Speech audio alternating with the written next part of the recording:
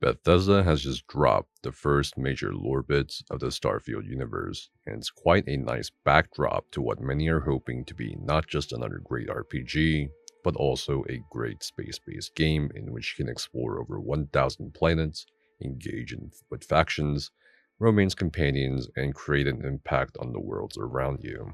Starfield's storyline starts in the year 2050, when, apparently, in this timeline, humans arrive on Mars. Now, this is a little bit later than when NASA's Mars exploration program wants to send humans to Mars, having said in the past that they hope to send humans to an asteroid by the year 2025 and Mars sometimes in the 2030s, which is mind-boggling and awesome. In Starfield's timeline, it seems NASA or whichever space agency reaches Mars with humans in the year 2050. Then, 50 years later, humans start living in space, although to what extent is not quite clear yet, although in our own reality, there have been many proposals for planetary space habitats or a lunar habitat of some sort that may be feasible. Fast forward to the year 2156, humans arrive in Alpha Centauri, which Bethesda has correctly stated to be 4.37 light years away. With our current rocket propulsion and spaceflight technology, it would actually take humans about 6,000 years to get to the Alpha Centauri system, but ongoing research into using light particles and lasers may accelerate that travel process in theory. But in Starfield's universe, it only took us about 130 years for humanity to reach Alpha Centauri, because I'm assuming either different technology, like light-speed travel, was used.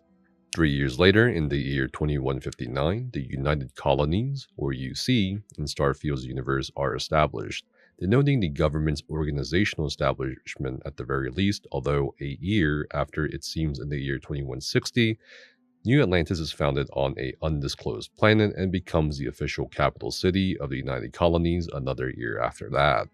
5 years after New Atlantis starts booming, it seems there's a star system called Cheyenne in which settlers, led by a Solomon Coe, founds the first human settlement called Aquila City on the planet of Aquila.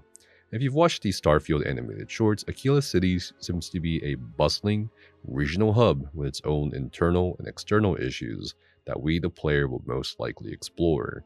In the year 2188, 21 years after Aquila City's establishment, Solomon Coe invites a different human colony that's colonized the nearby Volai star system to form an alliance called the Free Star Collective in perhaps political opposition to the United Colonies.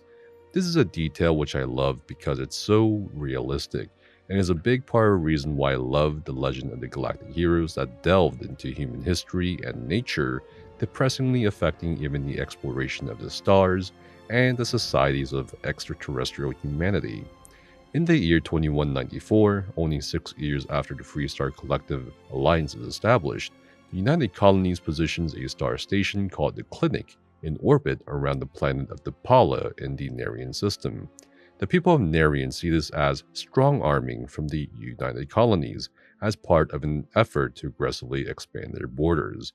Of course, the United Colonies, according to Starfield's lore, refused to remove the clinic, and the people of the Narian system vote to join the Free Star Collective that now has to scramble military forces to finally establish physical opposition to the United Colonies. By the year 2196, the United Colonies responds to the Free Star Collective military mobilization and also mobilizes its own forces into the Narian system. This is when the so-called Narian War begins. Unsurprisingly, due to the vastness of space and distance, most likely, the Narian War drags on for another 20 years into the 23rd century. After public backlash in both the United Colonies and the Free Star Collective, the Treaty of Narian is signed by both factions in the year 2216, ending the conflict, whereupon a legal term, settled systems, is formalized in that treaty. 5 years later, in 2221, the Free Star Collective establishes an elite protective investigative force called the Free Star Rangers.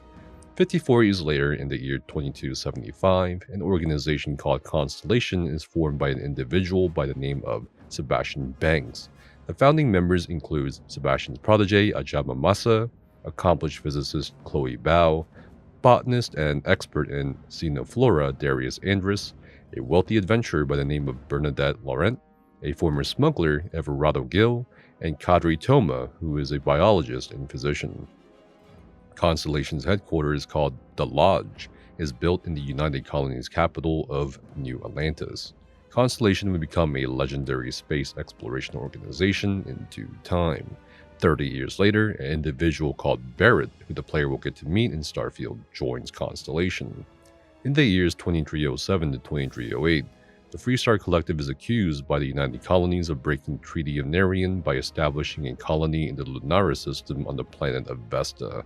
Diplomacy fails, and the UC lay siege to Vesta, carrying out total annihilation of the planet, killing literally every single individual. Not even a full century after the end of the Narian War, Colony War begins. During the Colony War, life continues and Constellation discovers and seizes their first artifact or artifact fragment in the year 2310, which we can only speculate about as players before the game's full release. In the year 2311, only 3 years after the start of the Colony War, the Battle of Cheyenne effectively ends the war after both military and civilian Freestar Collective ships are used in guerrilla tactics against the United Colonies, successfully destroying major UC flagships. 4 years after this, in the year 2315, the United Colonies establishes the UC Vanguard, which is their own version of the Freestar Collective's civilian navy. It becomes clear in this time period at least that citizenship within the United Colonies is a coveted reward, as service through the UC Vanguard can guarantee you United Colonies citizenship, which definitely gives Starship Trooper vibes. In the year 2320, the UC Navigator Corps is disbanded as humanity's interest in space exploration starts dwindling, which actually mirrors our own history, where public interest in exploration went down and interest in bringing things to the public went up when much of Earth was explored by the early 20th century. The former head of the UC Navigator Corps, Sarah Morgan, joins Constellation, which sees Walter Shroud, the co-owner of Stroud Eklund, a major starship manufacturer, also joining Constellation, giving the organization its primary financial backing. A year after, a former Crimson Fleet space pirate, Vladimir Saul, also joins Constellation, while Sarah Morgan takes over as acting chair of Constellation in 2325. In the same year, a theologian named Matteo Catri joins Constellation. The artifact found by Constellation 15 years prior starts seeing some examination by Barrett a year later, while Constellation recruits more members in the next 2 years, including Freestar Ranger Samko and his daughter Cora, alongside gifted student scientist Noel. A character called Andrea also joins Constellation, and she is speculated to be one of the 4 main romanceable companions.